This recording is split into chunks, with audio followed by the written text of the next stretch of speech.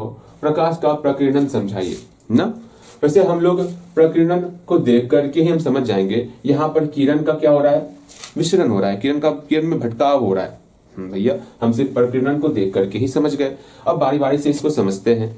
यहाँ देखो, जब कोई प्रकाश जैसे सूर्य के द्वारा कोई प्रकाश आ रही है, ठीक है, हाँ भैया ठीक है, जब यहाँ सूर्य के द्वारा कोई प्रकाश आ रही है, ओके भैया, जब प्रकाश किसी माध्यम से होकर गुजरता है या फिर किसी माध्यम में प्रवेश करता है, जैसे यहाँ पर कोई माध्यम है भैया जी, अभी हम कौन से माध्यम है, हमारे चारों बगल जो है हवा फैला हुआ है, अर्थात हम अभी हवा वाले माध्यम में।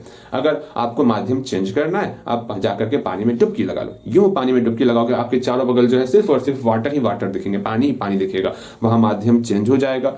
वही यहाँ बोला गया है, जब प्रकाश जो है किसी माध्यम में प्रवेश कर रहा है, हवा माध्यम में प्रवेश करे या फिर पानी के माध्यम में प्रवेश करे, किसी भी माध्यम में अगर ये प्रकाश प्रवेश करता है तो उस माध्यम में जो छोटा छोटा जो सूक्ष्म कण होता है, जैसे कि धूल का कण ना, फिर या फिर धुएं का कण, धुआं देखोगे ना, मतलब छोटा छोटा आपको कण दिखेगा, धुआं में भी धुआं का कण, या फिर आदि बहुत सारा कण होता है, आदि जब बहुत छोटा छोटा सूक्ष्म कण होता है, बहुत छोटा छोटा क्या होता है, सूक्ष्म कण होता है। अब इस छोटे छोटे सूक्ष्म कण के कारण जो है प्रकाश जो है कई दिशा में फैल जाता है, ठीक है, प्रकाश जो है सभी दिशाओं में फैल जाते हैं। यहीं पर इस कण के द्वारा जो प्रकाश का विसरण होता है ना, उसी को हम लोग प्रकीर्णन कहते हैं। एक बार ध्यान से मेरी बातें सुनोगे। जब प्रकाश जो है किसी माध्यम से होकर गुजरता है, जब प्रकाश किसी माध्यम से होकर गुजर रहा है, हवा माध्यम से होकर गुजरता है, तो उस माध्यम में जो है, तो इस माध्यम में धूल, धुआं आदि बहुत सारे सूक्ष्म कण होते हैं। तो इस माध्यम में क्या क्या होता है, धूल का, धुआं का आदि बहुत सारे सूक्ष्म कण होते हैं, और इन कणों के द्वारा प्रकाश सभी दिशाओं में फैल जाते हैं। इन कणों के द्वारा प्रकाश जो है सभी दिशाओं में फैल जाते हैं।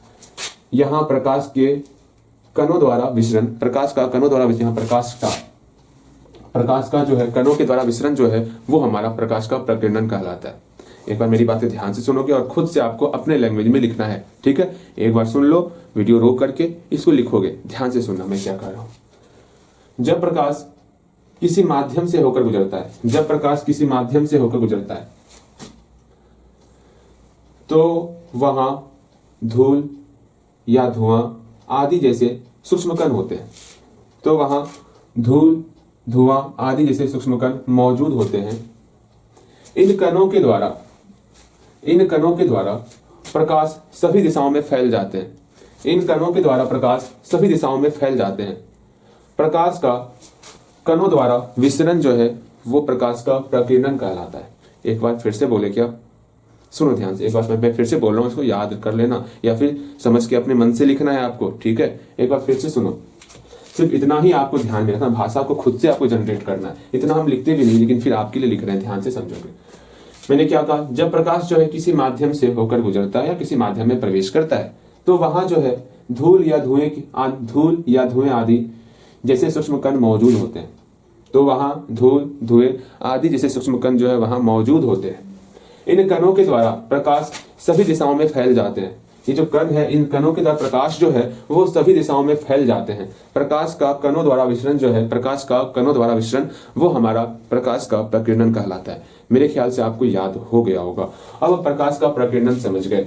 यहाँ से कुछ क्वेश्चन आपसे पूछा जाता है, जैसे कि आखिर हम लोग आकाश देखते हैं, आकाश नीला क्यों दिखाई देता है, ये भी आपसे पूछा जाता है। फिर एक क्वेश्चन काफी बार एग्जाम में देखे हैं, सूर्योदय या सूर्यास्त के समय हमारा सूर्य जो है वो लाल दिखाई देता है, सेम इसी पर आधारित होगा, ठीक है।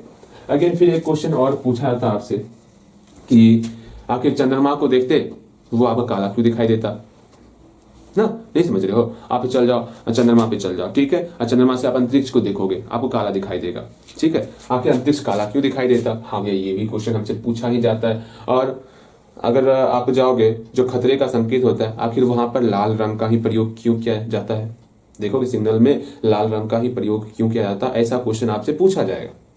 तो उसका जवाब में आपको इस प्रकीर्णन का जिक्र करना ही करना है, ओके भैया। जैसे हमसे पूछा गया आकाश जो है नीला क्यों दिखाई देता, तो आप क्या बोलोगे, आकाश जो है नीला क्यों दिखाई देता। हम जानते हैं प्रकाश में कितना रंग होता है, 7 रंग होता है। भैया कौन कौन सा रंग होता है, सुनोगे, बैगनी, जामुनी, नीला, हरा, पीला, नारंगी, लाल, ये 7 रंग का होता है। भैया जी इतना 7 रंग होता। इसमें से सबसे ज्यादा जो तरंग दैर्ध्य होता है, जो पावर बोलोगे, सबसे ज्यादा पावर जो है वो लाल रंग का होता है। किसका होता है? लाल रंग का। फिर ये पावर घटते चलेगा, ठीक है, लाल रंग का होगा, फिर आपका किसका होगा? बैगनी, जामुनी, नीला, हरा, पीला, नारंगी, लाल, फिर नारंगी, फिर पीला,